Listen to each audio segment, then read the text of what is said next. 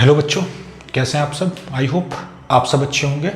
तो फ्रिक्शन की इस सीरीज में ब्लॉक एंड ब्लॉक प्रॉब्लम को लास्ट के वीडियो में हमने डिस्कस किया था और कुछ जो अच्छे कॉन्सेप्ट थे उनको भी यहाँ पे हमने कवर किया था ब्लॉक एंड ब्लॉक प्रॉब्लम पे।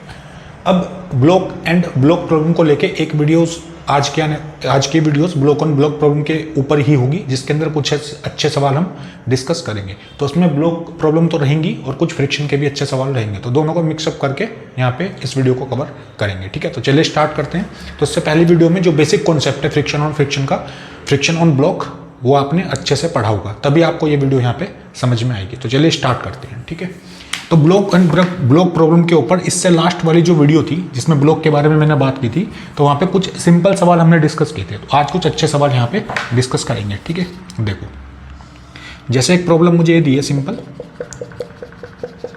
यहाँ पे रखा है ब्लॉक जिसका मास है 4 किलोग्राम, इसके ऊपर रखा है एक और ब्लॉक जिसका मास है 2 किलोग्राम, और यहाँ से एक स्ट्रिंग को इस तरीके से कनेक्ट करके रखा है, ऊपर 2 किलोग्राम और नीचे 4 किलोग्राम, और यहाँ से एक स्ट्रिंग इस तरीके से होगी, ये वाली, इसको ऐसे मान लो सिंपल। ठीक है, ये, और इससे नीचे क्या कनेक्ट करके रखा है, एक ब्लॉक को कनेक्ट करके रखा है जिसका मास कितना है 5 किलोग्राम। और इस पॉइंट के ऊपर जो फ्रिक्शन है वो दिया है मुझे म्यू इक्वल टू 0.5, और ये वाली सरफेस कैसी है, ये मेरे पास है स्मूथ सरफेस, ये दिया है 0.5, ये सरफेस है स्मूथ, और यहाँ पे 5 किलोग्राम का ब्लॉक लगा है। आपको बताना है कि find acceleration of each block, find acceleration of each block. यानी ब्लॉक ऑन ब्लॉक प्रॉब्लम के अंदर ये जो सरफेस है इसका म्यू दिया 0.5, सरफेस है स्मूथ, तो आपको हर एक ब्लॉक का एक्सेलरेशन बताना है कितना होगा। तो ट्राई करो सवाल को करने का, फिर यहाँ पे सोल्यूशन देखते हैं कैसे इसको सोल्व करेंगे। ठीक है, चलिए ट्राई क्या होगा आपने। तो सबसे पहले क्या करेंगे, फ्री बॉडी डायग्राम बनाएंगे। तो आपको क्या बताना है, एक्सेलरेशन बताना है ईच ब्लॉक का। तो ये मैं हटा देता हूँ उधर से, ईच ब्लॉक का एक्सेलरेशन यहाँ पे फाइंड आउट करेंगे। तो देखो कैसे करेंगे इसको, सबसे पहले बना लेंगे फ्री बॉडी डायग्राम। तो देखो अगर मैं 2 किलोग्राम वाले ब्लॉक की बात करता हूँ तो पूरी रो पे एक होगी, तो टेंशन भी इसके अंदर सेम रहेगा। तो यहाँ से टेंशन किधर लेगा, टी इधर, टेंशन लेगा टी इधर, और यहाँ पे कितना हो जाएगा 2 times of T, 2 times of T, 2 times of T, और यहाँ भी कितना होगा 2 टाइम्स ऑफ टी, और इसका एम जी किधर लगेगा 5 इंटू जी नीचे की तरफ। ये कहानी होगी इधर। अब सबसे पहले वही अप्रोच जो 2 ब्लॉक के अंदर हम लगाते आ रहे हैं, सबसे पहले क्या निकालेंगे, कॉमन एक्सेलरेशन। एक ही अप्रोच के साथ हर एक सवाल को सॉल्व करो आप, तो कोई भी क्वेश्चन आपका गलत नहीं होगा। तो सबसे पहले क्या मानेंगे, कॉमन एक्सेलरेशन। कॉमन एक्सेलरेशन मानने का मतलब कि अगर ये ए से नीचे आएगा तो ये भी ए से जाएगा और ये भी ए से जाएगा। भाई अगर एक्सेलरेशन कॉमन होगा तो ए से नीचे आएगा तो इसका भी एक्सेलरेशन ए मान लेंगे और इस वाले का भी एक्सेलरेशन ए मान लेंगे। ठीक है, नीचे वाले का भी क्या मान लेंगे, ए मान लेंगे। दोनों ब्लॉक एक ही एक्सेलरेशन से नीचे की तरफ मूव करेंगे। अब यहाँ पे अगर इक्वेशन बैलेंस करके मैं लिखना चाहता हूँ तो क्या लिखूंगा, देखो नीचे एक्सेलरेशन ए है तो ये फोर्स बड़ा होगा, यानी क्या लिखूंगा 5g minus 2 into T equal to m into a. ये लिख सकते हैं, इसको बोल देंगे इक्वेशन नंबर 1, यानी net force equal to mass into acceleration. ये कहानी यहाँ भी लगा सकते हैं, हॉरिजॉन्टल में net force equal to mass into acceleration. Net force कितना हॉरिजॉन्टल में, ये टी और ये टी, कितना हो जाएगा 2 टाइम्स ऑफ टेंशन, और मास कितना होगा 4 + 2 कितना होगा 6, और एक्सेलरेशन कितना है, ये होगी इक्वेशन नंबर 2। जब भी इस तरह का सवाल आपके पास आएगा इसी अप्रोच के साथ आपको सॉल्व करना है। ठीक है, तो 5g minus 2t equal to mass into acceleration. यहाँ पे क्या होगा, नेट फोर्स है 2t और t 2 टाइम्स हो जाएगा, मास कितना है 4 + 2 6, और एक्सेलरेशन कितना है, दोनों का सेम ही है a। ठीक है, इतना काम कर लिया हमने। अब इन दोनों को हम क्या कर सकते हैं, ऐड कर सकते हैं। ऐड करेंगे तो क्या होगा, देखो इन दोनों को अगर ऐड करता हूँ 2t से 2t कैंसिल, तो कितना बचेगा 5g इक्वल टू 11a, यानी a की वैल्यू कितनी आएगी 50/11 मीटर पर सेकेंड स्क्वायर। ये मैंने क्या निकाला यहाँ से, ये मैंने निकाला कॉमन एक्सेलरेशन। भाई मुझे तीनों ब्लॉक का अलग अलग एक्सेलरेशन निकालना है, तो सबसे पहले क्या निकालेंगे, कॉमन। ये वैल्यू कितनी है 50/11। यहाँ से टेंशन फोर्स की वैल्यू भी निकाल सकते हैं। तो देखो अगर इसकी वैल्यू में 2 में रखता हूँ तो कितना आएगा 2t equal to 6 into a, तो 2 टाइम्स इक्वल टू 6, ए की वैल्यू कितनी होगी यहाँ से 50/11 यही होगी। तो 2 से ये 3 टाइम्स कट होगा, तो टी की वैल्यू कितनी आएगी 150/11 न्यूटन। तो टेंशन फोर्स कितना आएगा यहाँ पे, टेंशन फोर्स की जो वैल्यू आएगी वो कितनी आएगी 150/11 न्यूटन। तो कॉमन एक्सेलरेशन और टेंशन दोनों मैंने निकाल लिए। अच्छा अब देखो जरा ध्यान से, अगर इन दोनों ब्लॉक का एक्सेलरेशन कॉमन है, अगर इन दोनों ब्लॉक का एक्सेलरेशन एक ही होगा, अगर एक ही होता है जो हम चेक करेंगे भी, तो उसका मतलब तीनों ये 5 किलोग्राम वाला ब्लॉक भी सेम एक्सेलरेशन से किधर आएगा नीचे, और अगर इन दोनों ब्लॉक के बीच में स्लिपिंग क्रिएट होती है, अगर इन दोनों ब्लॉक के बीच में स्लिपिंग क्रिएट होती है तो दोनों ब्लॉक के बीच में रिलेटिव मोशन होगा, यानी 4 किलोग्राम की स्पीड होगी अलग, 2 किलोग्राम वाले इसके एक्सेलरेशन होगा अलग और 2 किलोग्राम वाले का एक्सेलरेशन होगा अलग। तो ये दोनों अगर डिफरेंट होंगे तो इसका भी एक्सेलरेशन मुझे क्या मिलेगा, डिफरेंट मिलेगा। लेकिन वो सब कहानी करने से पहले मैं यहाँ पे ये चेक कर लेता हूँ कि मेरा फ्रिक्शन फोर्स F से ज़्यादा आता है या फिर कम आता है। उसकी हेल्प से हम चेक करेंगे, जैसे करते आ रहे हैं 2 ब्लॉक के अंदर, वही काम यहाँ पे करेंगे। तो कॉमन एक्सेलरेशन निकाला और यहाँ पे टी की वैल्यू निकाली 150/11, ठीक है, ये आप नोट कर लो, फिर इसके बाद आगे करते हैं। चलिए कॉमन एक्सेलरेशन की वैल्यू याद रखना कितनी आ रही है, यहाँ से मैं लिख देता हूँ, AC इक्वल टू कितना है 50/11। ओके, तो इसको मैं हटा देता हूँ यहाँ से, फिर देखते हैं क्या मिलेगा। अच्छा, अब देखो जरा ऊपर, सारी कहानी यहीं से चलेगी अभी। अब ये जो 2 किलोग्राम वाला ब्लॉक है, यहाँ पे कोफिशिएंट ऑफ फ्रिक्शन प्रेजेंट है, तो उसका फ्री बॉडी डायग्राम अगर मैं बनाता हूँ 2 किलोग्राम वाले का, तो कैसा बनेगा देखो। 2 ब्लॉक के अंदर क्या करते थे, पहले कॉमन एक्सेलरेशन निकालते थे, फिर ऊपर वाले ब्लॉक का फ्री बॉडी डायग्राम बनाते थे। यहाँ पे टेंशन फोर्स लग रहा है T इधर, और फ्रिक्शन फोर्स किधर लगेगा, पीछे लगेगा इस ब्लॉक पे, और एक्सेलरेशन कितना है इसका, ये आगे, इसको क्या लेते थे, कॉमन एक्सेलरेशन लेते थे। अच्छा, अब देखो यहाँ पे क्या होगा, अच्छा नॉर्मल की बात करूँगा, यहाँ पे ये हो जाएगा 2G और नॉर्मल किधर आएगा, ऊपर की तरफ। तो एक जनरल इक्वेशन की अगर बात करते हैं तो क्या लिखेंगे, T minus F equal to mass into acceleration, ये लिखते थे। यहाँ से F की वैल्यू निकालेंगे, T की वैल्यू कितनी मेरे पास 150/11, ये रखो यहाँ पे 150/11, माइनस फ्रिक्शन फोर्स कितना निकाला मैंने, ये यहाँ पे निकाल के देखेंगे अभी, 2 टाइम्स ऑफ एक्सेलरेशन, ये 50/11, ये क्या मैंने, तो ये वैल्यू देखो यहाँ से कितनी आएगी, ये मैं हटा देता हूँ इधर से। चलिए ये हटा देते हैं, देखो ये वैल्यू कितनी मिलेगी मुझे यहाँ से, अगर इसको मैं सोल्व करता हूँ तो ये 150/F को इधर लेके आते हैं, तो F इधर लाएंगे तो कितना हो जाएगा 150/11, और ये आएगा इधर माइनस में 100/11। तो F की वैल्यू कितनी आएगी, देखो LCM आ जाएगा 11, ऊपर कितना बचेगा 50, ऊपर कितना बचेगा 50, तो इसको ऐसे लिख लो 50/11 न्यूटन, ये लिख सकते हैं, या फिर इसी को क्या लिख सकते हैं 4 पॉइंट, क्या बचेगा 6 बचेगा, इसका मतलब क्या हो जाएगा 5 आएगा, अप्रोक्सीमेट इतना आएगा 4.5 न्यूटन। ये मैंने F की वैल्यू निकाली। अब स्लिपिंग होगी या नहीं होगी वो इसी से चेक करेंगे। सबसे पहले क्या निकाल लेंगे, फ्री बॉडी डायग्राम बनाने के बाद स्मॉल f की वैल्यू।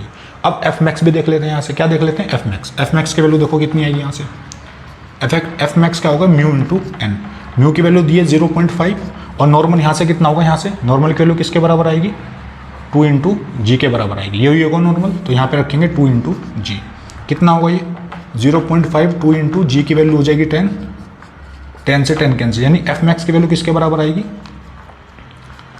10 न्यूटन के बराबर आएगी। F मैक्स वैल्यू किसके बराबर है 10 न्यूटन की। इसका मतलब ये हुआ कि जो F मैक्स है यहाँ पे वो ग्रेटर है as compare to small f, F max greater है किससे F से। तो इसका मतलब क्या हुआ, इसका मतलब ये हुआ कि इन दोनों के बीच में कोई भी स्लिपिंग क्रिएट नहीं होगी, क्योंकि मैक्सिमम फोर्स ऑफ फ्रिक्शन की वैल्यू ज़्यादा है। तो हम क्या लिख सकते हैं यहाँ पे नो स्लिपिंग, नो स्लिपिंग होगी। अगर नो स्लिपिंग की कंडीशन आती है तो उसका मतलब क्या हुआ, इसका मतलब ये हुआ कि जितना एक्सेलरेशन 2 किलोग्राम का उतना ही 4 का और उतना ही 5 का। तो वैल्यू यहाँ पे क्या रहेगी, आंसर क्या रहेगा तीनों का, यहाँ पे acceleration of 2 kilogram, acceleration of 3 kilogram, acceleration of 4 kilogram equal to acceleration of 5 kilogram equal to जो कॉमन एक्सेलरेशन है कितना निकाला था मैंने 50/11 मीटर पर सेकेंड स्क्वायर। ये मेरे पास आंसर होगा, ये मेरे पास आंसर होगा, ठीक है, ये फाइनल आंसर है मेरे पास। क्यों होगा ये तीनों का एक्सेलरेशन कॉमन, क्योंकि एफ मैक्स वैल्यू ग्रेटर आ गई किससे एफ से। तो जितना ही पूरा सिस्टम ए से जाएगा उतना ही ए से नीचे की तरफ मूव करेगा। आई होप इतनी बात आपको समझ आई होगी कि किस तरीके से एक्सेलरेशन को फाइंड आउट करेंगे। अच्छा, अब मैं काम करता हूँ, सवाल में थोड़ा सा चेंज कर देता हूँ, इस सवाल में थोड़ा सा चेंज कर देता हूँ। चेंज क्या करूँगा, अगर एफ की वैल्यू ज़्यादा हो जाए एफ मैक्स से, एफ की वैल्यू अगर ज़्यादा हो किससे एफ मैक्स से, तो उस केस में सवाल को कैसे सोल्व करेंगे वो हम यहाँ पे देखेंगे। तो उसको आप नोट कर लो, फिर देखते हैं ये सिचुएशन कि अगर एफ ग्रेटर होगा एफ मैक्स से तो कैसे इसको सॉल्व करेंगे, ठीक है। चलिए नोट कर लिया होगा आपने। तो इस सवाल के अकॉर्डिंग जिसमें म्यू 0.5 है, तो आंसर मेरे पास क्या होगा, आंसर मेरे पास होगा 50/11, तीनों का एक्सेलरेशन सेम ही रहेगा। ये सवाल मुझे दिया था। अब मैंने आपसे बोला कि सवाल और अच्छा होता अगर मैं यहाँ पे थोड़ा सा इसको चेंज कर देता हूँ, ठीक है। चेंज क्या करूँगा, सुनो, चेंज ये करेंगे, इस म्यू की वैल्यू को क्या ले लेंगे यहाँ से 0.1, म्यू की वैल्यू कितनी होगी 0.1, ठीक है, ये लिखो आप, फिर इसको हटा के मैं करता हूँ यहाँ पे। अच्छा 0.1 हो गया, तो देखो ये हटा देते हैं इधर से, देखो ये वैल्यू हट जाएगी इधर,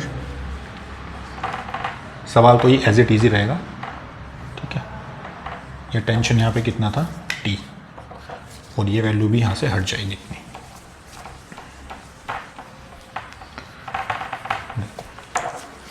आंसर तो अपना ही गया है, बस शॉर्ट में थोड़ा सा मैं बता देता हूँ कि अगर यहाँ पे म्यू की वैल्यू 0.1 हो जाए तो कैसे इसको सोल्व करेंगे।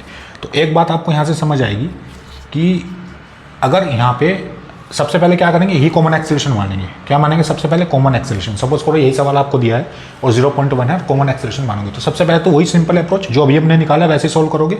इसको मानोगे टेंशन टी एफ, ये वैल्यू निकल के आएगी। तो एफ की वैल्यू कितनी आ जाएगी 4.5 न्यूटन, क्योंकि जब हम एफ निकालते हैं तो उस केस में फ्रिक्शन कोफिशिएंट का कोई लेना देना नहीं होता है। इसके बाद कहानी स्टार्ट होती है।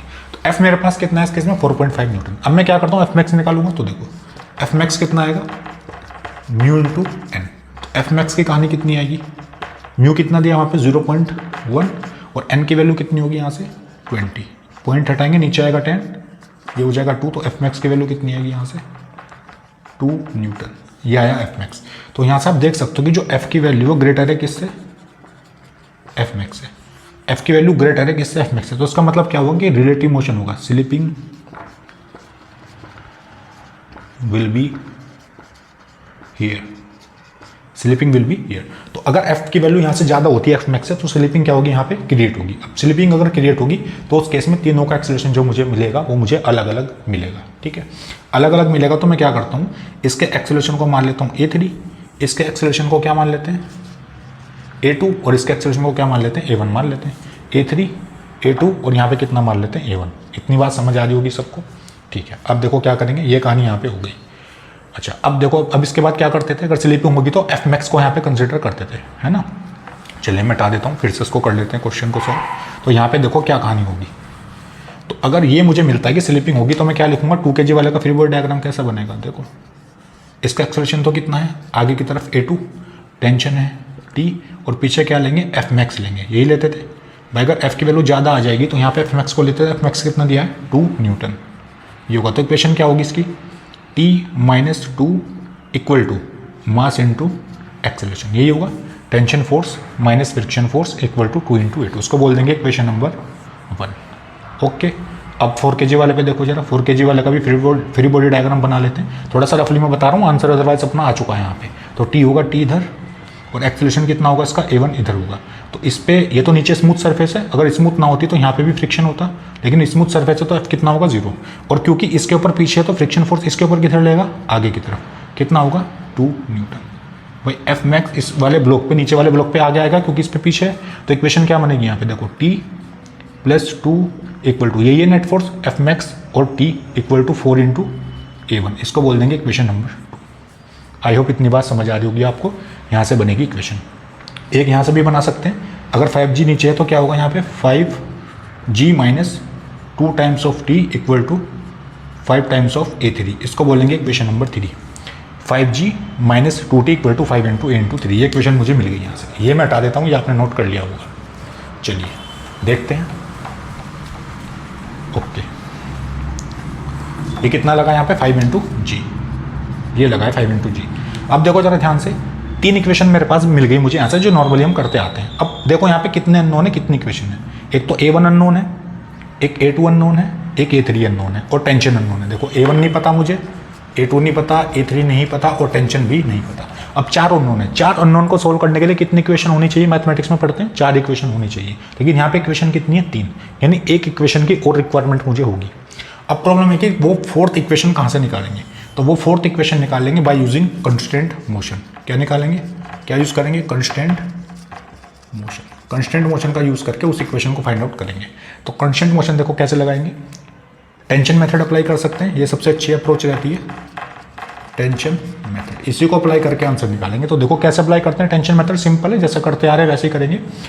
अगर 2 kg वाले ब्लॉक का एक्सेलरेशन राइट में तो टेंशन है राइट में, तो पहले लिखेंगे एक्सेलरेशन और लिखेंगे -1। माइनस क्यों लिखा, क्योंकि दोनों एक ही डायरेक्शन में, एक डायरेक्शन में होंगे तो 2 के साथ क्या आता है टी का कोफिशिएंट, टी का कोफिशिएंट के साथ क्या लग जाएगा -1। अच्छा फिर लगाओ प्लस, फिर लिखो यहाँ पे a1, और इसके साथ भी टेंशन का कोफिशिएंट 1 है, तो ये भी कितना हो जाएगा -1, क्योंकि दोनों एक ही डायरेक्शन में है। तीसरा, जितने ब्लॉक उतनी इक्वेशन। इस वाले ब्लॉक को देखो यहाँ पे लगाएंगे प्लस, ये होगा a3 नीचे, टेंशन का कोफिशिएंट हो जाएगा 2, ये प्लस आएगा, प्लस क्यों आएगा क्योंकि टेंशन और ए दोनों अपोजिट डायरेक्शन में, इक्वल टू क्या लिख देंगे 0, तो इक्वेशन क्या बनेगी, अच्छा इसको इधर लेके आएंगे तो हम इसको लिख सकते हैं 2a3 equal to a1 plus a2, इस इक्वेशन को बोल देंगे इक्वेशन नंबर 4। तो एक इक्वेशन ये हुई 1, 2, 3 और 4, तो 4 अननोन और 4 इक्वेशन मुझे मिल गई और क्वेश्चन को आराम से सोल्व कर सकते हैं। तो ये आप खुद से सोल्व करेंगे, इसको मैं सोल्व नहीं कर रहा, बस अप्रोच मैंने आपको बता दिए। तो इक्वेशन आप मैथमेटिक्स फिजिक्स यहाँ पे खत्म होती है, बस मैथमेटिक्स से इसके बाद आपको इक्वेशन लगा के चारों इक्वेशन को सोल्व करना है। तो आई होप ये क्वेश्चन आपको समझ आया होगा कि अगर एफ की वैल्यू कम हो तो कैसे करेंगे और एफ फ्रिक्शन फोर्स की वैल्यू ज़्यादा हो तो इस तरह के क्वेश्चन को कैसे आपको सोल्व करना है। तो ये नोट कर लो आप, फिर चलते हैं नेक्स्ट क्वेश्चन पे। चलिए ये लिख लिया होगा सबने, ये ब्लॉक 2 किलोग्राम और ये 4 किलोग्राम, ये हटा देता हूँ मैं इधर से। चलिए नेक्स्ट क्वेश्चन पे चलते हैं, देखते हैं क्या दिया मुझे।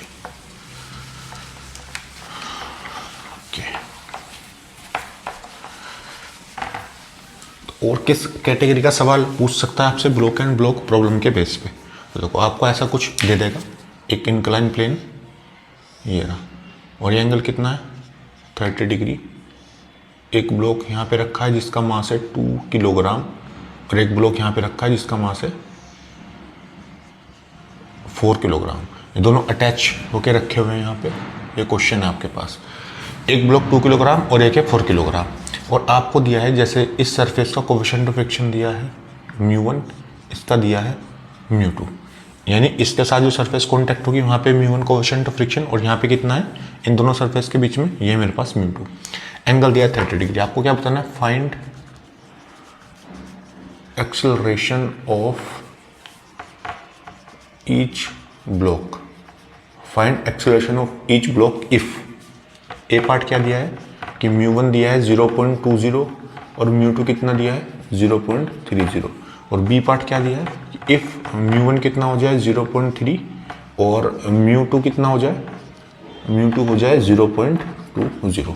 तो दोनों वैल्यू आपस में चेंज करिए और दोनों का एक्सेलरेशन पूछा है कितना होगा, पीछे 2 किलोग्राम और यहाँ पे 4 किलोग्राम। तो कैसे करेंगे इस क्वेश्चन को, देखो आई होप सवाल लिखा होगा आपने, μ1 0.20 और 0, दो पॉसिबिलिटी दी है और जी की वैल्यू कितनी लेनी है यहाँ पे, जी की वैल्यू कितनी मान लो 10 मान लो, 10 मीटर पर सेकंड स्क्वायर, ये भी मेंशन किया गया है यहाँ पे, ठीक है। तो चलिए कैसे करेंगे, जब भी इस तरह का सवाल आपके पास आए तो पॉसिबिलिटी आप देख लो। तो देखो पॉसिबिलिटी क्या होगी, इसको अगर मैं 1 बोलता हूँ, इसको बोलता हूँ 2, इसको बोलेंगे 1, इसको बोलेंगे 2। तो देखो पॉसिबिलिटी ये होगी, जैसे मैं एक जनरल मास की बात करता हूँ, एक जनरल टर्म की बात करता हूँ और ये एंगल यहाँ पे कितना है थीटा, तो जनरली हम कैसे लिखेंगे, यहाँ पे इसको ब्रेक करेंगे, करते आ रहे हैं mg sin थीटा, डायरेक्टली मैं लिख देता हूँ यहाँ से, और बैकवर्ड साइड में अगर यहाँ पे फ्रिक्शन होगा तो ये कितना होगा म्यू, अच्छा ये होता है म्यू इंटू एन, एन की वैल्यू क्या होगी mg cos थीटा, है ना भाई, नॉर्मल लगेगा ऐसे और mg का एक कंपोनेंट आएगा mg cos थीटा इधर की तरफ, है ना mg cos थीटा यहाँ पे लगेगा mg sin थीटा और ये होगा म्यू जी cos थीटा। अब ये फोर्स नीचे है तो एक्सेलरेशन किधर होगा, नीचे की तरफ। तो इसकी इक्वेशन अगर मैं लिखना चाहूँ तो क्या लिखूंगा, mg sin theta minus mu mg cos theta equal to क्या लिखूंगा m इंटू ए, ये लिखेंगे, ए से कैंसिल हो जाएगा तो यहाँ से ए की जो वैल्यू आएगी कितनी आएगी g sin theta minus mu g cos theta. एक जनरल टर्म की बात कर रहा हूँ, ध्यान से सुनते रहना बस कि किस तरीके से इसको सॉल्व करेंगे। तो ये हो जाएगा यहाँ पे एम जी कॉस थीटा हो जाएगा नॉर्मल, तो वैल्यू क्या आएगी mu m g cos theta. अब यहाँ से आप देख सकते हो, देखो जी साइन थीटा तो कांस्टेंट है, जी भी कांस्टेंट है, एंगल भी कांस्टेंट है, यहाँ से जी की वैल्यू भी फिक्स है और थीटा की वैल्यू भी फिक्स है, तो एक इस पर डिपेंड करेगा म्यू पे। तो यहाँ पे आप देख सकते हो कि ए जो है वो किसके प्रोपोर्शनल है, minus mu g cos theta. इसका मतलब अगर म्यू की वैल्यू बड़ी होगी तो ए की वैल्यू क्या होगी, यहाँ पे कम होगी।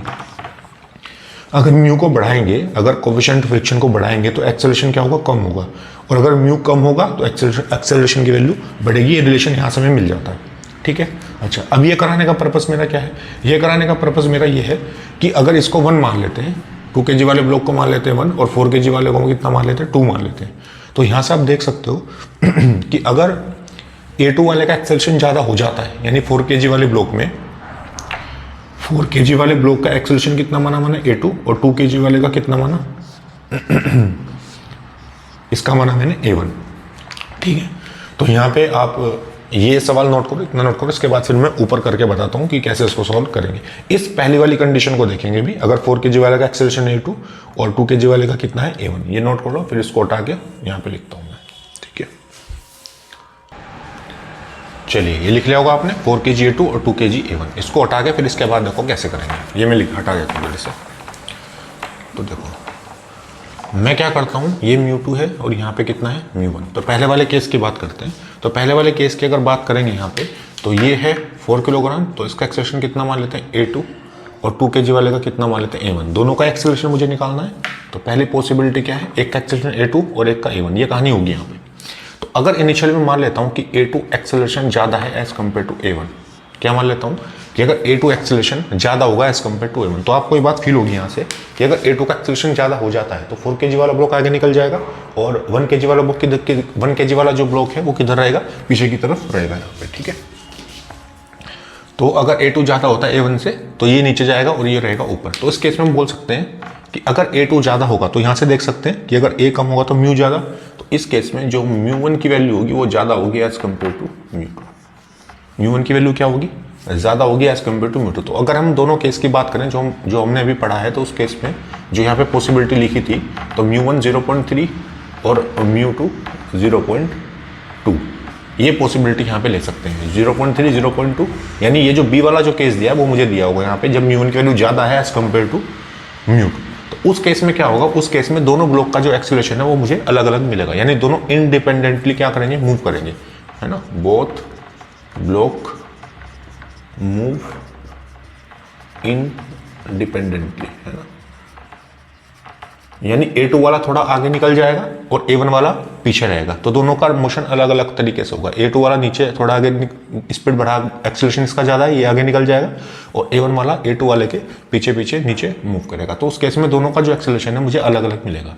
अब सवाल ये कि दोनों का एक्सेलरेशन निकाले कैसे, तो दोनों का अलग अलग फ्री बॉडी डायग्राम बना के निकाल सकते हैं। चलिए ये हटा देता हूँ इधर से। तो देखो कैसे बनाएंगे डायग्राम।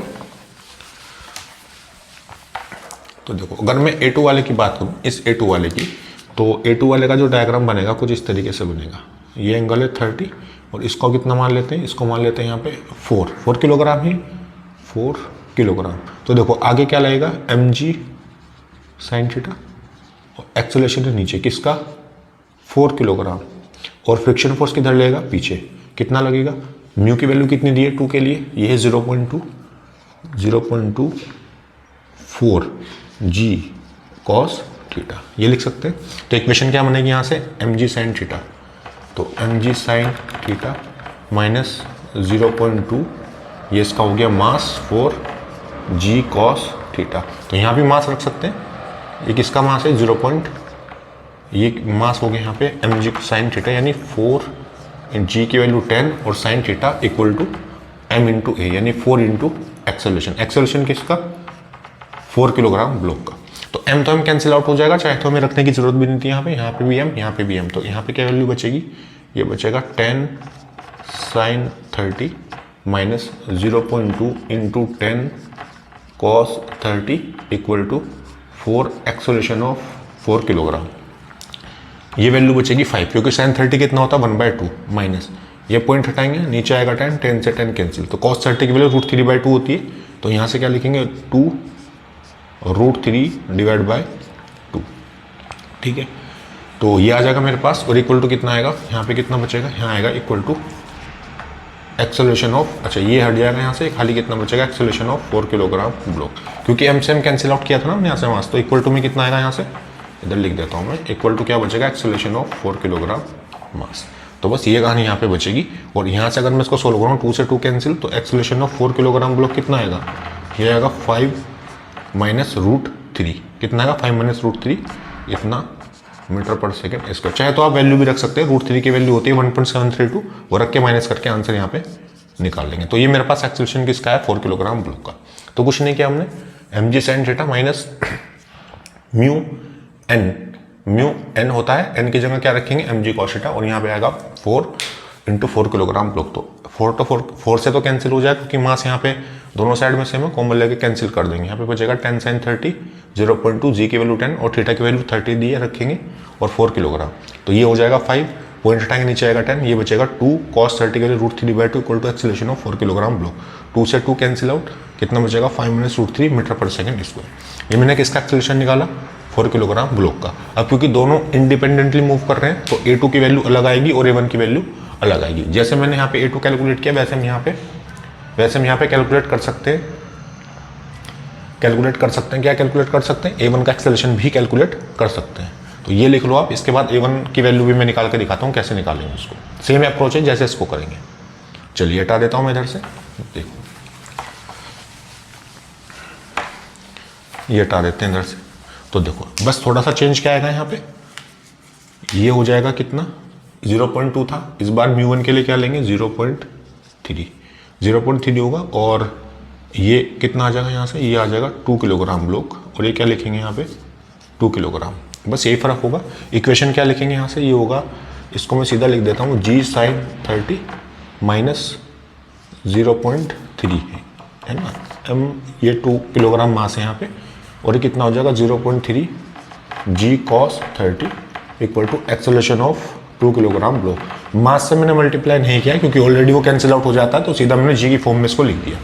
ये होगा 10 sin 30 1/2 माइनस 0.3 g की वैल्यू 10 और cos 30 कितना होता है √3/2 equal to acceleration of 2 kilogram block.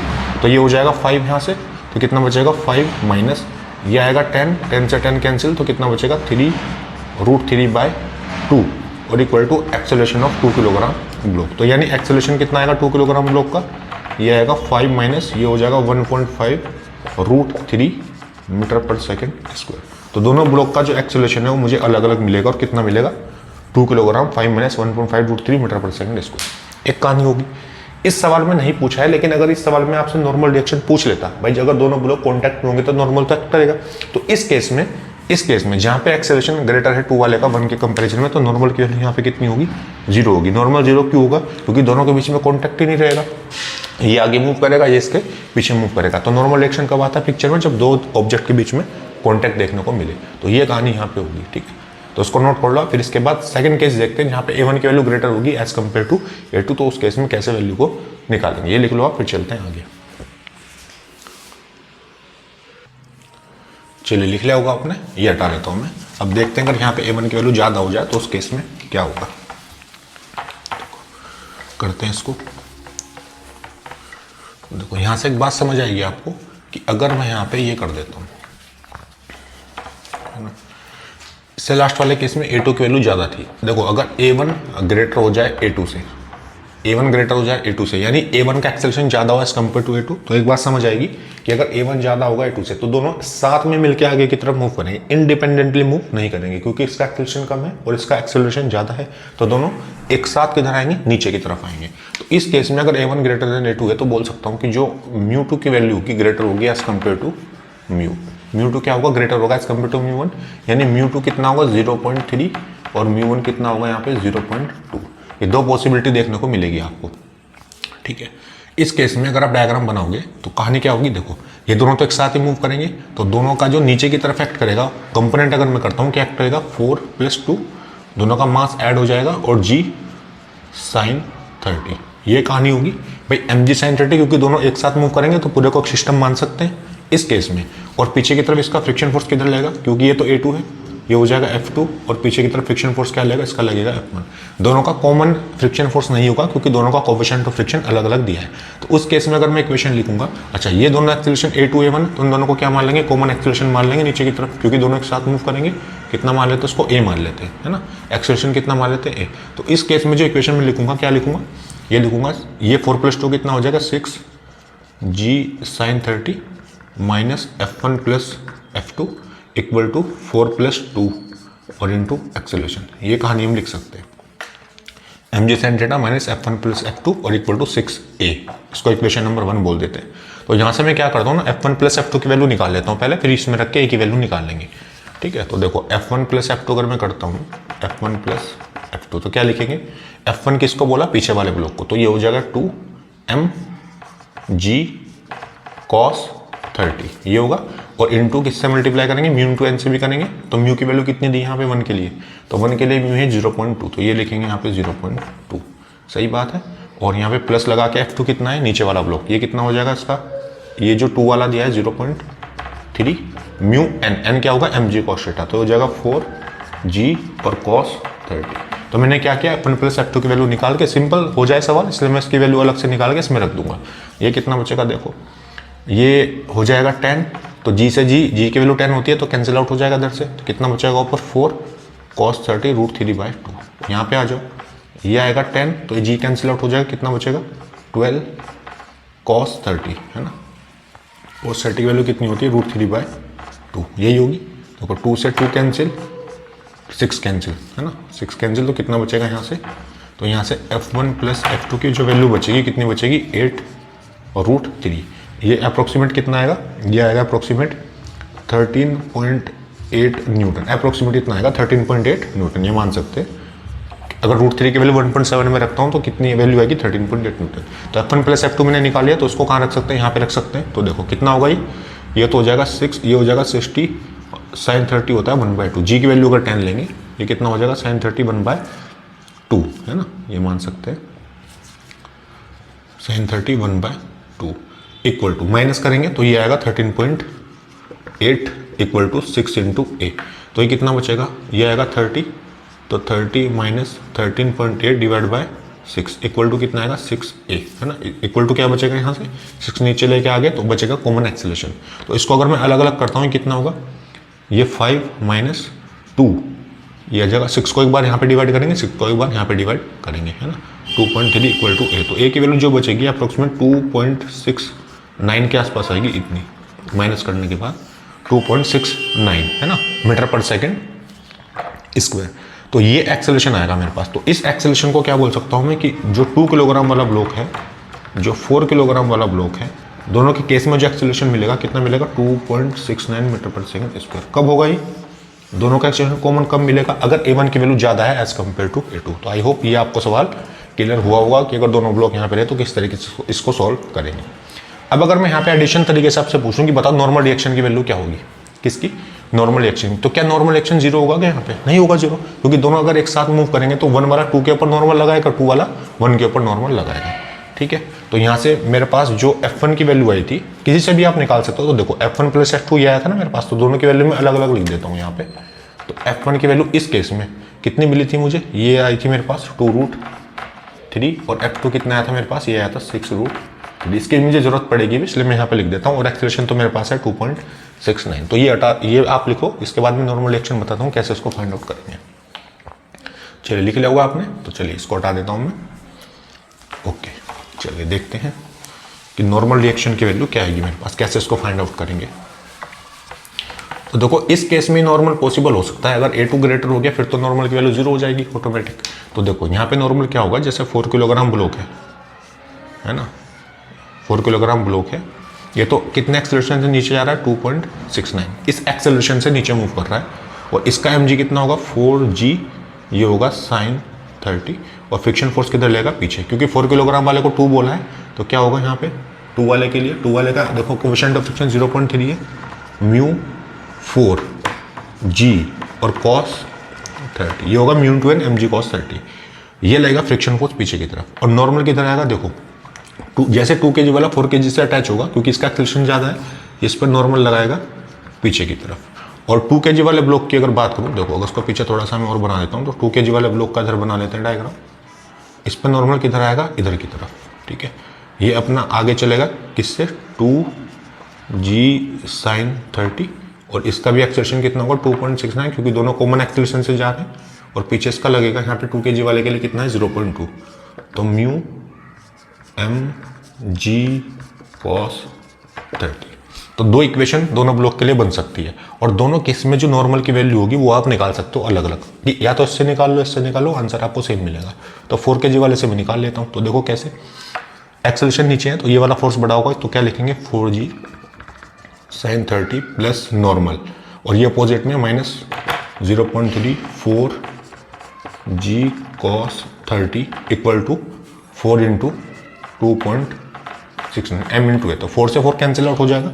अच्छा यहाँ पे नॉर्मल है तो इस बार 4 से कैंसिल इसको नहीं कर सकते, तो नॉर्मल आ गया ना पिक्चर में, तो कर सकते हो। तो डिवाइड बाय 4 आपको यहाँ पे 4 से मल्टीप्लाई यहाँ पे करना पड़ेगा अगर इस इक्वेशन को 4 से डिवाइड करते हो।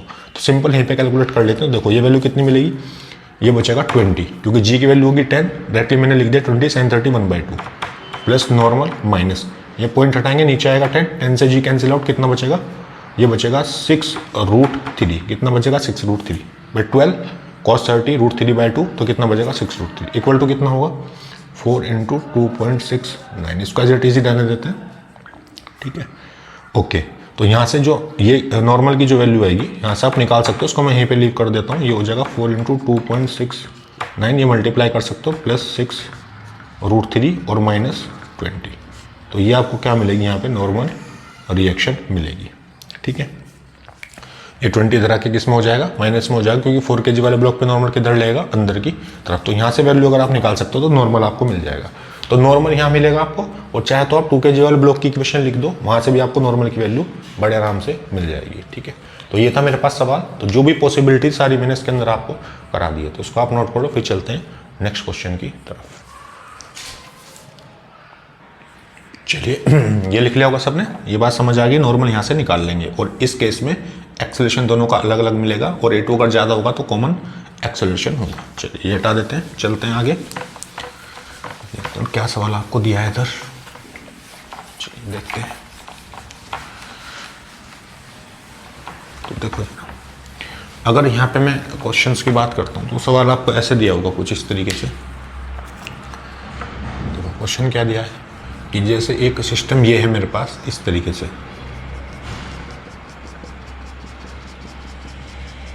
ये सिस्टम आपको दिया है, और एक कैपिटल M का ब्लॉक रखा है यहाँ पे, और एक स्मॉल m का ब्लॉक रखा है इधर, ठीक है। और एक पुली इस तरीके से कनेक्ट की है यहाँ पे, इस तरीके से यहाँ पे, और ये कितना दिया है म्यू, और ये लिया है f। तो आपसे पूछा है find maximum value of f for which system remain in equilibrium, है ना। फाइंड मैक्सिमम वैल्यू एफ, यानी एफ की मैक्सिमम वैल्यू पूछे जिस सिस्टम किस में रहे इक्विलिब्रियम में रहे, ठीक है। तो कैसे करेंगे, सबसे पहले फ्री बॉडी डायग्राम बना लेंगे इसका, ट्राई करो उसको एक बार करने का, तो फिर देखते हैं कैसे इसको सॉल्व करेंगे। चलिए सॉल्व करते हैं। तो फ्री बॉडी डायग्राम अगर इसका बनाता हो तो एम वाले का देखो क्या बनेगा, ऊपर वाले स्मॉल एम वाले का फ्री बॉडी डायग्राम ये होगा, यहाँ से कैपिटल एफ अप्लाइड फोर्स क्या होगा इधर, ये होगा अप्लाइड फोर्स, और बैकवर्ड साइड में क्या लगेगा स्मॉल एफ, बैकवर्ड साइड में क्या लगेगा स्मॉल एफ, यही क्या होगा मेरे पास फ्रिक्शन होगा। अच्छा, अब यहाँ पे देखो क्या कर सकते हैं, एफ इधर और फ्रिक्शन किधर है पीछे। अच्छा, एम जी किधर लगेगा यहाँ पे स्मॉल एम जी, और नॉर्मल किधर लगेगा ऊपर की तरफ। ये कहानी हम यहाँ पे लिख सकते हैं। अच्छा, एक फोर्स और आएगा क्या पिक्चर में, एक होगी जो रोक, यहाँ पे भी आएगा टेंशन फोर्स, ये होगा टी, एक टेंशन आएगा टी इधर की तरफ, ये लिख सकते हैं। तो यहाँ से अब क्योंकि सिस्टम किस में इक्विलिब्रियम में, तो नेट फोर्स यहाँ पे कितना है, इक्विलिब्रियम का मतलब क्या होता है कि नेट फोर्स कितना मानेंगे, जीरो मानेंगे। तो यहाँ से अगर इक्वेशन में लिखना चाहूँ स्मॉल एम के लिए तो क्या लिखूंगा, T plus F equal to, या फिर इसको सीधा मैं लिख देता हूँ यहाँ पे अपोजिट करके कि जो कैपिटल एफ होगा किसके बराबर होगा, टी प्लस स्मॉल एफ के बराबर होगा, ये लिख सकते हैं। स्मॉल एम की अगर मैं देखो अगर कैपिटल एम का बनाता हूँ फ्री बॉडी डायग्राम, किसका कैपिटल एम का, तो कैपिटल एम का फ्री बॉडी डायग्राम ऐसे बनेगा। अगर फ्रिक्शन फोर्स इस पे पीछे तो यहाँ पे किधर लगेगा आगे की तरफ, और टेंशन किधर है टी आगे, है ना। और नॉर्मल एक अर्थ भी लगाएगा नॉर्मल इसके ऊपर, ये वाली सरफेस भी लगाएगी इसके ऊपर नॉर्मल N2, इसका मास एक्ट करेगा m×g नीचे, और नीचे एक नॉर्मल भी एक्ट करेगा N1। ये कहानी होगी इस वाले ब्लॉक के लिए। N1 कहाँ से आएगा, स्मॉल एम वाले ब्लॉक की वजह से। तो यहाँ से हॉरिजॉन्टल फोर्स में अगर मैं नेट फोर्स बैलेंस करता हूँ तो एफ की वैल्यू किसके बराबर आएगी, एफ बराबर किसके आएगा, टी के बराबर आएगा इस केस में, क्योंकि नेट फोर्स जीरो है। इस एफ की वैल्यू को अगर मैं यहाँ पे रखता हूँ तो एफ की वैल्यू क्या मिलेगी, देखो कैपिटल एफ कितना मिलेगा, टी की वैल्यू को यहाँ पे रखो तो कितना हो जाएगा एफ प्लस एफ, यानी एफ कितना आएगा यहाँ पे 2f के बराबर आएगा। यानी एफ की इक्वेशन कितनी आएगी, एफ किसके बराबर आएगा, 2 × फ्रिक्शनल फोर्स, एफ किसके बराबर आएगा 2 × फ्रिक्शनल फोर्स। तो यहाँ से मैं बोल सकता हूँ कि अगर एफ मैक्स, अच्छा मैक्सिमम फोर्स मुझे निकालना है, क्या निकालना है मैक्सिमम फोर्स। तो ये फोर्स मैक्सिमम कब होगा, देखो ये मैक्सिमम कब होगा, अगर फ्रिक्शन फोर्स मेरे पास मैक्सिमम हो जाए। ये मैक्सिमम कब होगा, अगर फ्रिक्शन फोर्स मेरे पास क्या हो जाए, मैक्सिमम हो जाए। तो मैक्सिमम फ्रिक्शन फोर्स की वैल्यू यहाँ पे निकाल के रखेंगे तो एफ मैक्स मुझे मिल जाएगा। तो देखो जरा मैक्सिमम फोर्स की वैल्यू क्या होगी यहाँ पे, ये होगा 2, इसको क्या लिख सकते हैं म्यू × n लिख सकते हैं। तो एफ मैक्स क्या होगा 2 म्यू, और n की वैल्यू किसके बराबर होगी, mg के बराबर। n की वैल्यू किसके बराबर होगी, mg के बराबर होगी। देखो यहाँ से ये जो नॉर्मल है ये तो n1 बना था मैंने, n1 इक्वल टू किसके बराबर होगा, mg के बराबर, क्योंकि यहीं पे आएगा मैक्सिमम फ्रिक्शन फोर्स, क्योंकि ये फ्रिक्शन है और ये स्मूथ सरफेस है। तो यहाँ पे कितना हो जाएगा, स्मॉल m इंटू जी। तो ये वैल्यू मुझे मिलेगी 2 म्यू, ये होगा मेरे पास maximum force of, maximum applied force, जिससे सिस्टम किस में रहे, इक्विलिब्रियम कंडीशन में रहे। ये सवाल का एक पार्ट है ना, ये सवाल का ए पार्ट है जिसमें मैक्सिमम फोर्स की वैल्यू मुझसे पूछी थी। सेकंड पार्ट में मुझसे ये पूछ रहा है कि if double the value of force, if double the value of force find acceleration of each block. अगर उसने बोला कि अगर मैं फ्रिक्शन जो अप्लाइड फोर्स है, यानी ये वाला जो मैक्सिमम फोर्स मैंने निकाला है, इसके वैल्यू को अगर मैं डबल कर देता हूं तो उस केस में दोनों ब्लॉक का एक्सेलरेशन कितना होगा, कितना उसके ऊपर इफेक्ट पड़ेगा, ये वैल्यू मुझे बतानी है। समझ आ रही होगी ये बात, किस तरीके से करेंगे, ठीक है। तो उसको नोट करें, फिर इसके बाद करते हैं कैसे इसको सोल्व करेंगे यहाँ पे, ठीक है। तो ये वैल्यू ध्यान रखना कि एफ मैक्स कितना होगा, mu into N, mu into m g. और मैक्सिमम फ्रिक्शन फोर्स की वैल्यू कितनी होगी, अगर मैक्सिमम फ्रिक्शन फोर्स की वैल्यू में लिखना चाहूँ कितना होगा, एफ मैक्स होगा ये म्यू इंटू एन, यानी एफ मैक्स की वैल्यू किसके बराबर आएगी, म्यू, और ये कितना होगा, स्मॉल एम जी। ये तो होगा maximum friction force, mu into m g. चलिए ये हटा देता हूँ मैं इधर से, देखते हैं कैसे इसको सॉल्व करेंगे। सेकेंड पार्ट में डबल करनी है फोर्स की वैल्यू। तो अगर फोर्स की वैल्यू में डबल करता हूँ तो स्मॉल एम को जरा ध्यान से देखो, तो ये कितना हो जाएगा यहाँ से, अप्लाइड फोर्स एफ की वैल्यू कितनी, 2 म्यू एम, जिसका डबल करना है तो कितना हो जाएगा 4 म्यू स्मॉल एम इंटू जी। कितना हो जाएगा 4 mu small m into g. और ये इस साइड में क्या लगेगा, टेंशन फोर्स, और अपोजिट साइड में क्या लगेगा, मैक्सिमम फ्रिक्शन फोर्स। क्या लगेगा, मैक्सिमम फ्रिक्शन फोर्स, जिसकी वैल्यू किसके बराबर होगी, एफ मैक्स की वैल्यू किसके बराबर होगी, यहाँ पे देख सकते हैं जो एफ मैक्स मेरा बराबर होगा mu into small m g, mu into small m g निकाला था ना हमने, म्यू इंटू एन से करके, mu into small m g लिख सकते हैं। और एफ इधर लगेगा तो एक्सेलरेशन किधर होगा, इसका आगे की तरफ होगा, एक्सेलरेशन कितना होगा, आगे की तरफ। और एक बात ध्यान रखना कि दोनों ब्लॉक का जो एक्सेलरेशन होगा सेम मिलेगा मुझे, दोनों ब्लॉक का एक्सेलरेशन कैसा रहेगा, सेम। सेम क्यों रहेगा, क्योंकि स्ट्रिंग की जो लेंथ उसमें चेंज नहीं आ रहा है ना, no change in length of string. अगर स्ट्रिंग की लेंथ में चेंज नहीं आ रहा है, ऐसा कुछ कंडीशन नहीं दी, तो इसका मतलब क्या होगा, जितने एक्सेलरेशन से ये आगे जाएगा उतने एक्सेलरेशन से पीछे की तरफ जाएगा, क्योंकि लेंथ तो कैसी रहेगी, सेम रहेगी। अगर एक का भी एक्सेलरेशन ज़्यादा हो जाता है तो स्ट्रिंग एक्सटेंड करेगी या कंप्रेस करेगी, तो उस केस में लेंथ के कम होने के चांस रहेंगे, तब एक्सेलरेशन अलग अलग मिलेगा। लेकिन ऐसी कोई कंडीशन यहाँ पे नहीं दी है। क्या कंडीशन दी, इक्विलिब्रियम रहना चाहिए, ठीक है। तो no change in length of the string, तो यहाँ पे क्या लिखूंगा, 4 म्यू स्मॉल एम जी और minus mu small m g, और यहाँ पे क्या आएगा, माइनस टी। कितना आएगा, minus T equal to small m into a. ये क्वेश्चन नंबर 1 हो गई यहाँ पे। ऐसे कैपिटल एम वाले के लिए भी लिख सकते हैं, ये मैं हटा देता हूँ इधर से। चलिए देखो, कैपिटल एम वाले के लिए क्या इक्वेशन बनेगी यहाँ से, अगर मैं कैपिटल एम की बात करता हूँ तो देखो, कैपिटल एम के ऊपर इधर लगेगा फ्रिक्शन फोर्स मैक्सिमम, क्या लगेगा, एफ मैक्स, और यहाँ पे लगेगा टेंशन फोर्स टी, और ये किधर जाएगा, ये जाएगा इधर। भाई अगर ये आगे जाएगा तो ड्यू टू स्लिपिंग ये किधर भागेगा, एम वाला ब्लॉक, ये भागेगा पीछे वाली डायरेक्शन में, इन्हें टी पे। तो यहाँ पे ये, अच्छा नीचे तो स्मूथ सरफेस है तो कोई फ्रिक्शन नहीं आएगा यहाँ पे, तो क्या लिख सकते हैं, टी माइनस एफ मैक्स कितना होता है, mu small m g equal to capital M into a. ये होगी इक्वेशन नंबर 2। ये इक्वेशन और ये इक्वेशन, तो क्या कर सकते हैं, दोनों को ऐड कर सकते हैं। दोनों को अगर ऐड करेंगे तो ये टी से टी कैंसिल आउट हो जाएगा। ऐड करने के बाद तो यहाँ से कितना बचेगा, 4 mu small m g minus mu small m g, और ये आएगा minus mu small m g equal to m plus capital M into a. Tension cancel out हो जाएगा, तो कितना बचेगा यहाँ से, 2 mu small m g equal to small m plus capital M into a. तो ए की वैल्यू कितनी आएगी यहाँ से, ए आ जाएगा 2 mu small m g divide by small m plus capital M. This is the acceleration of this given system. तो अगर दो ब्लॉक होंगे, रोप से कनेक्ट होंगे, तो उस केस में ए की वैल्यू कितनी आएगी, 2 mu m g divide by m plus capital M. ये मेरे पास फाइनल आंसर हो जाएगा, ठीक है। तो दोनों ब्लॉक का एक्सेलरेशन अगर पूछेगा तो इस तरीके से यूज करके ए की वैल्यू को फाइंड आउट कर लेंगे। आई होप ये क्वेश्चन आपको समझ आया होगा, हर तरीके से मैंने इसको सोल्व करके आपको बता दिया। तो इसको नोट कर लो, फिर चलते हैं नेक्स्ट क्वेश्चन पे। चलिए ये लिख लिया आपने, तो एक्सेलरेशन मेरे पास आ जाएगा ये। चलिए एक और क्वेश्चन देखते हैं, बढ़िया है वो क्वेश्चन, सवाल भी ब्लॉक ऑन ब्लॉक बेस पे।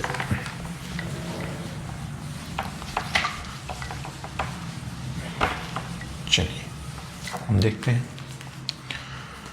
सवाल आपको ये दिया है, एक सरफेस है मेरे पास इस तरीके से, ये दिया है कैपिटल एम और उसके ऊपर रखा है कि स्मॉल एम का ब्लॉक, ये मुझे दिया है। और ये v स्पीड से आगे जा रहा है, कितनी स्पीड से? v। यहाँ पे कोफिशिएंट ऑफ फ्रिक्शन है μ/2, यहाँ पे कितना है? म्यू। तो find time eight which smaller block separate from bigger block. वो इनिशियल स्पीड कितनी दी है? v दी है, यानी कितनी इनिशियल स्पीड से चलना चाहिए कि जिससे क्या करे ब्लॉक, ये जो कैपिटल M वाला जो ब्लॉक है, इसको लीव कर जाए, यानी आगे की तरफ मूव करे, इसको क्या कर जाए? लीव कर जाए। पूरा का पूरा M कहाँ से कहाँ तक है? ये रहा पूरा, यहाँ से यहाँ तक दिया है इस तरीके से, ठीक है। तो ये आपको बताना है कितने मिनिमम टाइम में इसको क्या करेगा, ये ब्लॉक सेपरेट हो जाएगा यहाँ से। तो किस तरीके से सवाल को करेंगे, थोड़ा अच्छा सवाल है, तो ठीक है। तो वही अप्रोच जो लगाते आ रहे हैं उसी को फॉलो करेंगे। सबसे पहले यहाँ पे देखेंगे एक्सेलरेशन की कहानी क्या है, ठीक है। एक्सेलरेशन दोनों का सेम है, ये अलग है, पहले वो देखेंगे। तो पहले क्या करते हैं, फ्री बॉडी डायग्राम बना लेते हैं। जैसे स्मॉल एम है मेरे पास, इसका फ्री बॉडी डायग्राम अगर मैं बनाता हूँ तो देखो, तो वी से किधर जा रहा है? इधर। तो अगर मोशन इसका राइट में है तो फ्रिक्शन फोर्स किधर लगेगा?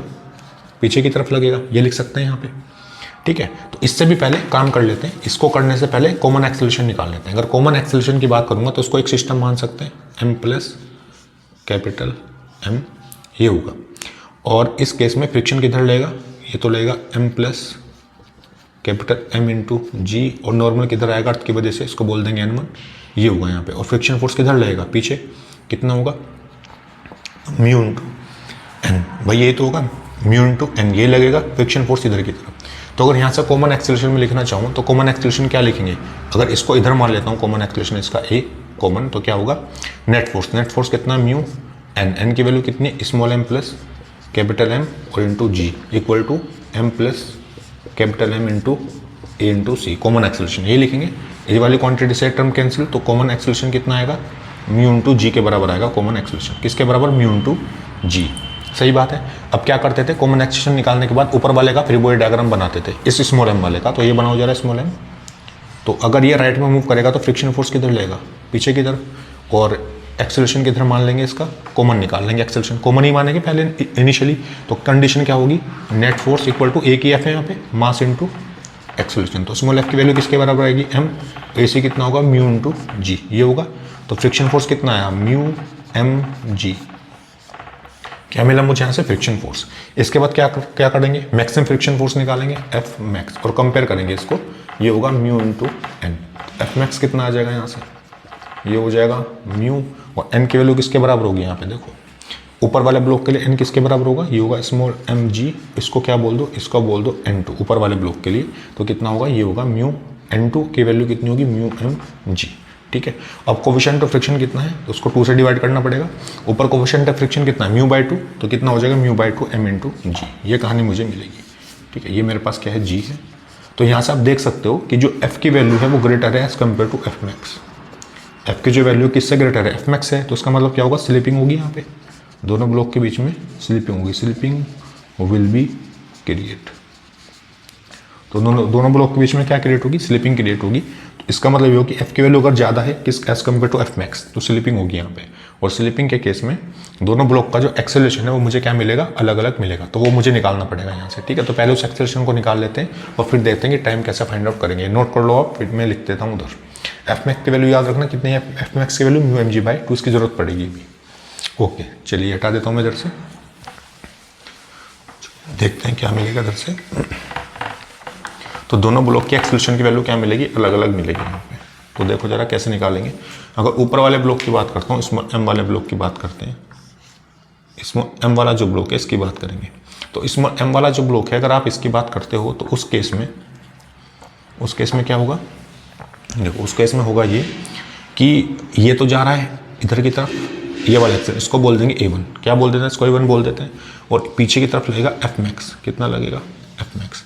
तो यहाँ से नेट फोर्स क्या लिखूंगा मैं? F max equal to small m into A1। और एफ मैक्स की वैल्यू कितनी है? ये रही mu small m g by 2।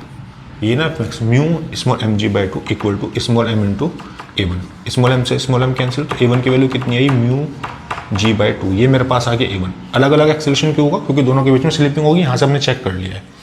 Capital M वाले का देखो क्या कहानी होगी, कैपिटल एम वाले को अगर आप देखोगे तो एफ मैक्स किधर लेगा, यहाँ पे आगे की तरफ ये लगेगा एफ मैक्स, ठीक है, और इधर की तरफ कितना लगेगा, यहाँ पे पीछे ये लगेगा इधर, ये दिया है म्यू, तो म्यू इंटू एन, तो ये कितना आएगा small m plus capital M g, ये आएगा इधर की तरफ।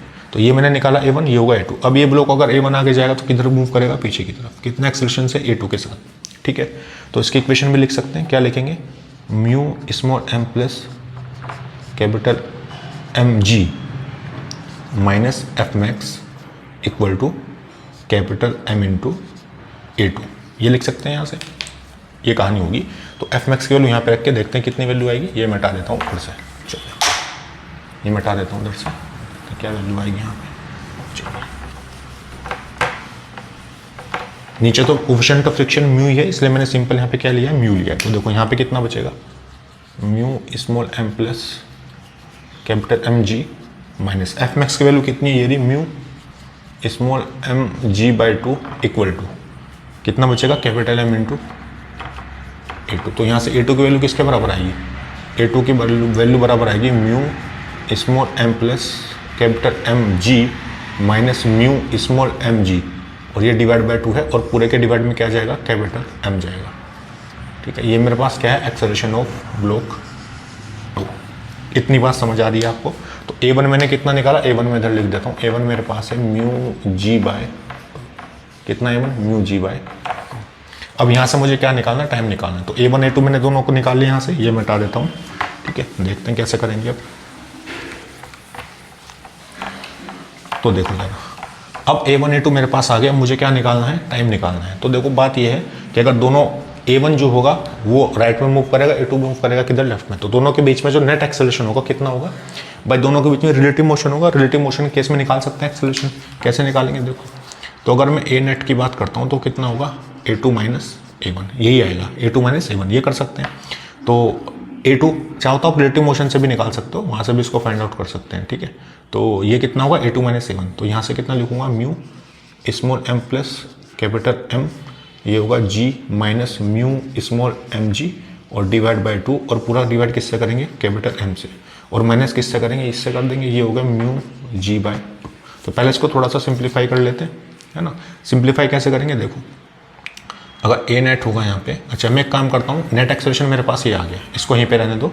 इसके बाद एक इक्वेशन, अच्छा ए नेट निकालने के बाद अगर मुझे टाइम निकालना है तो मैं क्या करूँगा, ये लगा सकता हूँ s equal to u t plus half a t square, यहाँ से टाइम निकाल सकते हैं, क्योंकि ए नेट निकालने के बाद ये तो कॉन्स्टेंट हो गया, कॉन्स्टेंट होने पे इक्वेशन ऑफ मोशन का यूज़ कर सकते हैं। तो अगर एस की वैल्यू को मैं एल बोल देता हूँ, है ना, जो मेरे पास लेंथ दी थी ना ब्लॉक की, मैंने मेंशन नहीं की है वहाँ पे, जैसे ये था ना स्मॉल एम ब्लॉक और नीचे था कैपिटल एम, तो ये जो लेंथ मुझे दी है, मुझे एल दी है दोनों की, क्योंकि इसी से इसको मूव करके आगे जाना है ना। ब्लॉक कहाँ पे रखा है, बिल्कुल साइड में रखा है इधर, और ये सेपरेट होना चाहता है तो कितनी लेंथ कवर करेगा, एल लेंथ कवर करेगा। क्वेश्चन के अंदर मेंशन किया गया था, तो उसको मैंने क्या मान लिया, एल मान लिया, ठीक है। इतनी बात समझ आ रही होगी आपको। और ये इनिशियल स्पीड तो जीरो है क्योंकि ब्लॉक रेस्ट पे था। अच्छा आप यहाँ पे खड़े होकर ऑब्जर्व करोगे, इसलिए रिलेटिव मोशन का केस आएगा यहाँ पे, इस ब्लॉक के ऊपर ये रेस्ट पे हो गया, इसके मोशन को ऑब्जर्व करोगे, ठीक है। एल इक्वल टू हाफ, और एक्सेलरेशन की वैल्यू कितनी आएगी, ये आएगी कितनी, अच्छा एक काम करते हैं, अगर इसको मैं ऐसे लिख सकता हूँ, two mu small m plus capital M g minus small m g, और डिवाइड बाई कितना, 2 इंटू कैपिटल एम, ये लिख सकते हैं यहाँ पे, और इंटू यहाँ पे कितना है, टी स्क्वायर, टी का स्क्वायर है वो भी यहाँ पे यूज़ कर लेंगे, कितना लिखा है यहाँ पे, टी स्क्वायर, ठीक है। तो एल की वैल्यू होगा, ये आ जाएगा कितना, नीचे आ जाएगा 2m, 2 mu small m g minus mu m g, और इंटू टी स्क्वायर, ये वैल्यू यहाँ पे कैलकुलेट कर सकते हैं। अभी ऊपर वाला पार्ट मिटा देता हूँ, उसके बाद ऊपर सोल्व करते हैं, ये लिख लो आप, चलिए लिख लिया होगा, ये मिटा देता हूँ। अब देखो जरा इधर से कितना आएगा, टाइम की वैल्यू कितनी मिलेगी वो देख लेते हैं यहाँ से, है ना। तो देखो ये इक्वेशन बची यहाँ से। तो अगर मैं एल की बात करता हूँ, अच्छा मुझे टाइम निकालना है तो इसको थोड़ा और कर लेते हैं ऊपर। तो देखो एल इक्वल टू कितना हो जाएगा, यहाँ से एल हो जाएगा, तो इसके अंदर मल्टीप्लाई करता हूँ तो कितना बचेगा, ये बचेगा 2 mu small m g plus 2 mu capital M g minus mu small m g, divide by कितना, ये होगा 2 इंटू एम, और 1/2 तो भार यहाँ पे चल ही रहा है इधर, है ना। 1/2 किधर मूव कर रहे हैं, भार की तरफ। ये कितना होगा 1/2, और ये कितना होगा यहाँ से, ये होगा t²। तो ये वैल्यू कितनी बचेगी, L इक्वल टू 1/2। ये कितना बचेगा यहाँ से, mu small m g plus 2 mu capital M g divide by 2 into capital M, और ये कितना होगा यहाँ से t², ये बचेगा। तो यहाँ से अगर t² की वैल्यू निकालना चाहें तो कितनी आएगी t² की वैल्यू, देखो t² की वैल्यू अगर निकालना चाहें तो कितनी आएगी, तो t² यहाँ से कितना बचेगा, t² आपके पास आएगा t² इक्वल टू, ये होगा यहाँ से 4m into l divide bye, ये कितना बचेगा यहाँ से मैं म्यू इंटू जी कॉमन ले सकते हैं, तो म्यू जी अगर कॉमन लेंगे कितना बचेगा, स्मॉल m प्लस 2, और यहाँ पे आएगा कैपिटल M, ये वैल्यू बचेगी। और t की वैल्यू कितनी आ जाएगी, t यहाँ से आ जाएगा √4 capital M into l divide by mu into g और small m plus 2 into capital M। तो इस तरीके से टाइम हम निकाल सकते हैं। इतने टाइम में जो स्मॉल ब्लॉक है वो क्या करेगा, इस बड़े वाले ब्लॉक को लीव करके नीचे की तरफ मूव कर जाएगा। तो इतने टाइम में क्या करेगा, दूसरी जगह पे पहुंचेगा। 4ml divide by mu g m plus 2 into M, ये मेरे पास क्या होगा फाइनल आंसर। तो आई होप ये बात आपको समझ में आ रही होगी, तो उसको आप नोट कर लो। फिर चलते हैं नेक्स्ट क्वेश्चन पे। चलिए लिख लिया आपने, चलते नेक्स्ट क्वेश्चन पे। हटा देता हूँ मैं इधर से, देखते हैं क्या दिया है मुझे। ठीक है, चलिए। तो सवाल आपको इस तरीके से दिया है, ये क्वेश्चन है मेरे पास, ये सरफेस दी है इस तरीके से,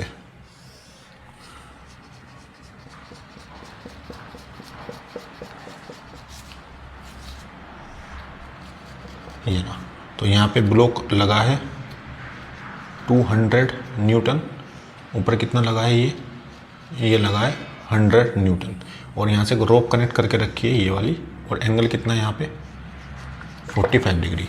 तो दोनों सरफेस के लिए म्यू की वैल्यू सेम है ना, mu equal to 0.25 both surface. Both surface का मतलब एक सरफेस ये वाली और एक सरफेस नीचे वाली, ये 1 है ये 2 है, दोनों के लिए म्यू कितना 0.25। आपको बताना है फाइंड, अच्छा इसके ऊपर एक फोर्स लगा है यहाँ पे P, find force P by which cause 200 Newton just slide under block of 100 Newton. तो फाइंड फोर्स P बाय, तो आपको P फोर्स बताना है कितना, क्या बताना है P फोर्स, इतना, इस P फोर्स की वैल्यू बतानी है कि P फोर्स कितना होगी जिससे 200 न्यूटन वाला जो ब्लॉक है जस्ट स्लाइडिंग की कंडीशन में पहुंच जाए। Find force P by which cost 200 Newton just slide under the 100 Newton force, और दोनों के केस में म्यू की वैल्यू दी है 0.25। और आपको एक तो ये बताना है, दूसरा आपको क्या बताना है, find tension in the string, find tension in string, यानी टेंशन की वैल्यू बतानी है स्ट्रिंग के अंदर कितनी होगी। तो ये सवाल समझ में आ गया होगा सबको, तो ट्राई करो इसको करने का, फिर यहाँ पे सोल्यूशन देखते हैं कैसे इसको सॉल्व करेंगे। चलिए सॉल्व ट्राई किया होगा आपने, तो देखो कैसे करेंगे इसको। सबसे पहले फ्री बॉडी डायग्राम बना लेंगे अलग अलग। क्या बना लेंगे, फ्री बॉडी डायग्राम। तो देखो 200 न्यूटन वाले का अगर मैं फ्री बॉडी डायग्राम बनाता हूँ नीचे वाले का, तो देखो इसका फ्री बॉडी डायग्राम कैसे बनेगा, देखो P तो उसके ऊपर लगा है, आगे जस्ट स्लाइडिंग की बात करें तो जैसे जस्ट स्लाइडिंग की बात करेंगे, स्लाइड होने वाला है, हुआ नहीं है, तो उस केस में maximum force of friction act करेगा। यहाँ पे कितना होगा F मैक्स, इस सरफेस को मान लेंगे 1, और यहाँ पे कितना होगा, ये कितना होगा, ये होगा F मैक्स, और नीचे सरफेस कितना होगा 2। F मैक्स होगा 1 और यहाँ पे F मैक्स कितना होगा 2, ये दो कहानी देखने को मिलेगी।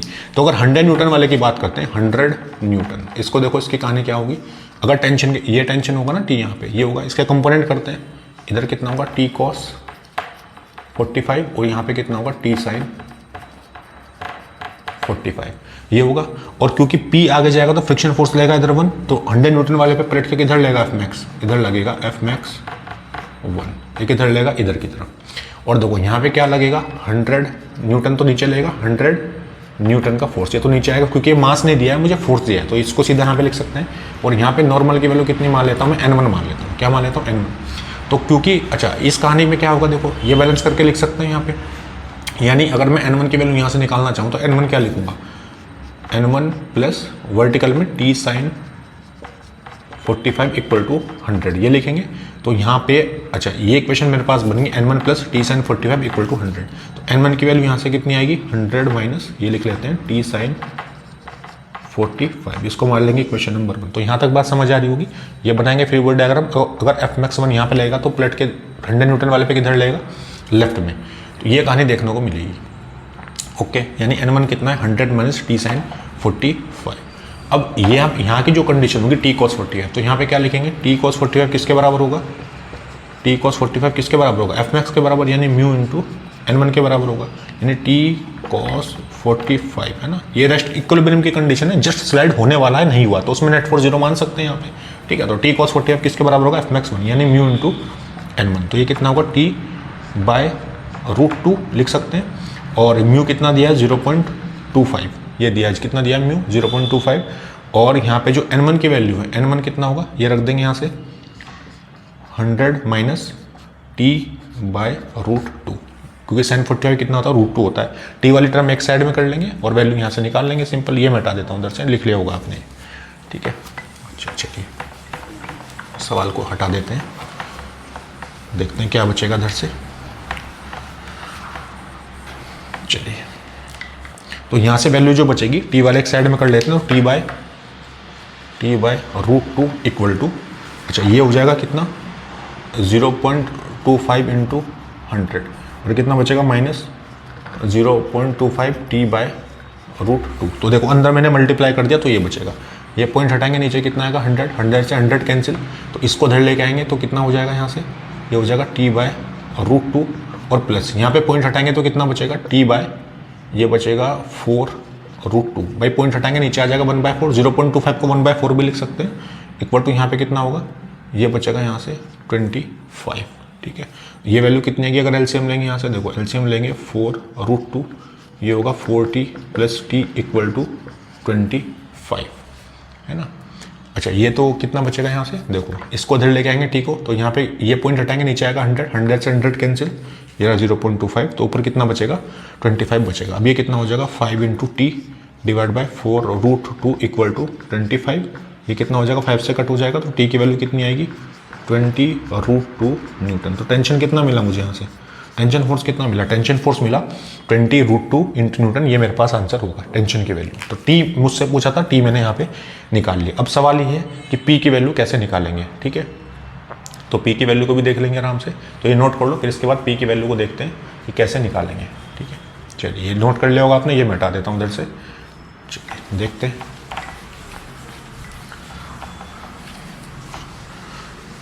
ठीक है तो टेंशन वैल्यू कितनी है 20√2।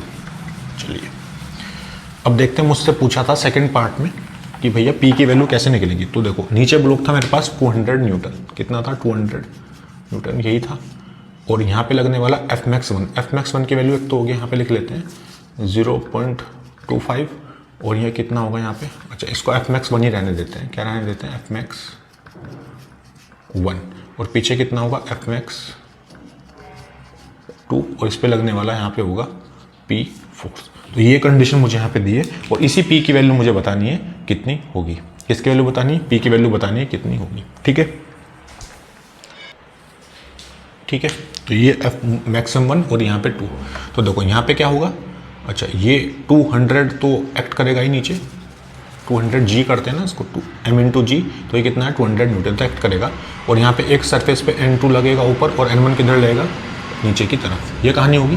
तो यहाँ से n2 की वैल्यू अगर मैं निकालना चाहूँ तो n2 किसके बराबर आएगा n1 प्लस 200 ये होगा, यानी n2 कितनी, n1 की वैल्यू कितनी है t माइनस ये है मेरे पास, ये थी मेरे पास 100 माइनस टी साइन 45, इससे पहली वाली वैल्यू मैंने निकाला था अभी कितना आता है 100 माइनस टी साइन 45 और प्लस ये कितना होगा 200, इसको मान लो इक्वेशन नंबर 1, ये मैंने n2 की वैल्यू यहाँ से निकाल ली वर्टिकल से।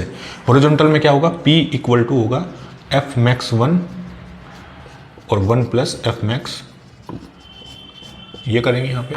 ठीक है तो देखो इसको क्या लिख सकते हैं p इक्वल टू ये होगा म्यू और ये होगा n1 और म्यू ये मेरे पास होगा n2, ये होगा p की वैल्यू देखो कितनी आएगी, म्यू दिया है 0.25 और n1 की वैल्यू कितनी है, ये रहा n1 100 minus T sine 45। T मेरे पास वैल्यू कितनी दी थी, टी की वैल्यू कितनी आई थी 20√2 और साइन 45 यहाँ पे लिख लेते हैं साइन 45 ये हो गया। और प्लस क्या लिखेंगे म्यू इंटू एन टू, ये होगा 0.25।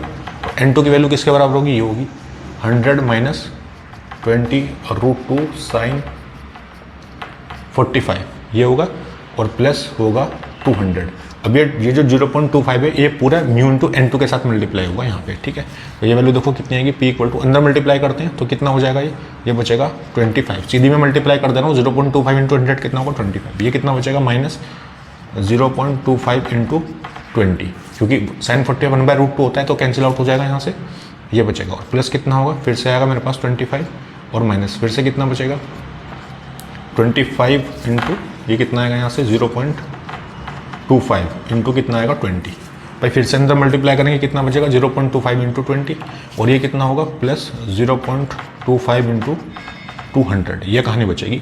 तो देखो P क्या बचेगा यहाँ से, P हो जाएगा 25 माइनस ये पॉइंट हटाएंगे नीचे हो जाएगा, देखो ये हो जाएगा 100, ये हो जाएगा 4, ये हो जाएगा 5। तो कितनी वैल्यू बचेगी 5 बचेगी प्लस 25 माइनस ये भी देखो पॉइंट हटाएंगे नीचे आएगा 100, 4 ये हो जाएगा 5। तो कितना बचेगा, ये बचेगा 5 और ये कितना होगा 100 2 ये हो जाएगा 50 है ना, पॉइंट हटाएंगे 100 ये हो जाएगा 2 बचेगा 50। P की वैल्यू कितनी होगी देखो ये होगा 50 ये हो जाएगा 100 माइनस 10। तो P की वैल्यू कितनी आएगी यहाँ से, P वैल्यू आएगी यहाँ पे 90 न्यूटन। तो जस्ट स्लाइडिंग की कंडीशन के लिए कितनी होनी चाहिए P की वैल्यू, P की वैल्यू होनी चाहिए जस्ट स्लाइडिंग की कंडीशन में 90 न्यूटन, ठीक है। तो ये मेरे पास फाइनल आंसर हो जाएगा, तो उसको नोट कर लो आप। फिर चलते हैं नेक्स्ट क्वेश्चन पे। चलिए लिख लिया होगा आपने, तो P की वैल्यू कितनी आ जाएगी 90 न्यूटन। चलिए नेक्स्ट क्वेश्चन पे चलते हैं। आइए